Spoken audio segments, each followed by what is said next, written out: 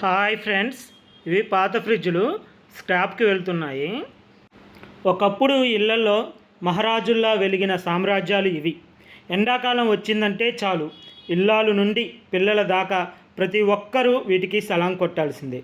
దాహం వేస్తే చల్లటి నీళ్లు, సరదా పడితే ఐస్ క్రీములు ఇస్తూ ఇన్నాళ్ళు ఒక రేంజ్ గెటప్తో బతికిన ఈ ఫ్రిడ్జ్లు శకం ఈ రోజుతో ముగిసిపోతుంది.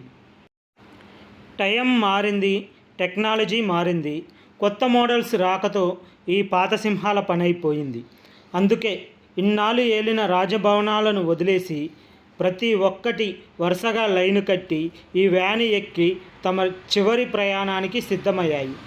నెక్స్ట్ స్టాప్ నేరుగా స్క్రాప్ యార్డే. అక్కడ వీటి బాడీలు ముక్కలైన వీటి హిస్టరీ మాత్రం ఎప్పటికీ సూపర్ హిట్.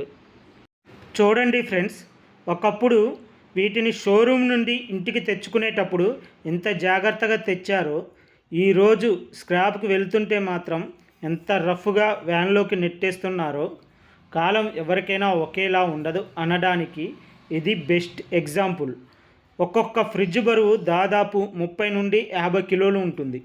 వీటిని ఇలా వ్యానులోకి ఎక్కించడం మామూలు విషయం కాదు. ఒక్క దాన్ని లోడ్ చేస్తుంటే బ్యాక్గ్రౌండ్లో థియేటర్ లెవెల్ మాస్ సీన్ కనిపిస్తోంది కదూ. ఒక్క రాజు తన సింహాసాన్ని వదిలి వెళుతున్నట్టు ఉంది ఈ సీను. రాసి పెట్టుకోండి, చరిత్రలో ఎవరికైనా కాలం ఒకేలా ఉండదు. ఒకప్పుడు ఏ ఇల్లైనా సరే కిచెన్లో వీటికి ఒక ప్రత్యేకమైన సింహాసనం ఉండేది. కానీ ఈరోజు వీటికి కాలం చెల్లింది. ఒక్కొక్క దాన్ని వ్యానులోకి తోస్తుంటే యుద్ధంలో ఓడిపోయిన సైనికులను బంధించి లారీ ఎక్కిస్తున్నట్టు ఉంది. ఇక్కడ లోడింగ్ సాదా సీదాగా జరగడం లేదు బ్రదర్. చూసేవాడికి ఒళ్ళు గుగ్గరు పుడిచేలా పాతకాలపు సింహాల వేట జరుగుతోంది. ఒక తరం ముగిసిపోతుంది, ఇంకొక కొత్త తరం మొదలవుతుంది. చూడడానికి ఇవి మూలన పడ్డ పాత సామాన్లు పెట్టెల్లాగే కనిపిస్తాయి. కానీ వీటి లుక్ చూసి తక్కువ అంచనా వేయకండి. ఇవి తుప్పు పట్టినా వీటి బ్రాండ్ పవర్ తగ్గలేదు.